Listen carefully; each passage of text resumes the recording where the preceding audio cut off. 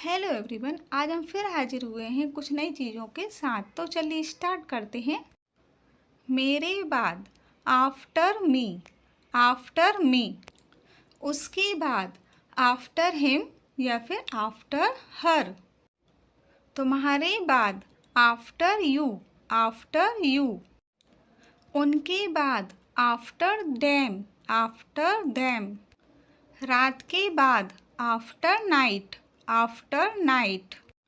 सबके बाद, after all, after all. इसके बाद, आफ्टर दिस, आफ्टर दिस। आज के बाद, आफ्टर टुडे, आफ्टर टुडे। यहाँ के बाद, after here, after here.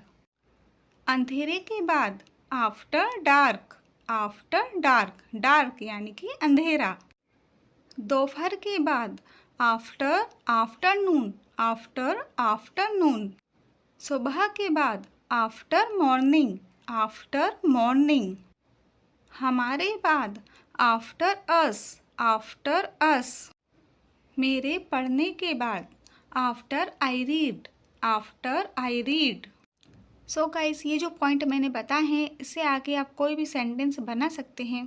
I hope आपको मेरी वीडियो पसंद आई होगी। अगर वीडियो अच्छी लगी हो तो प्लीज़ लाइक, शेयर और कमेंट ज़रूर कीजिएगा। Okay, thank you.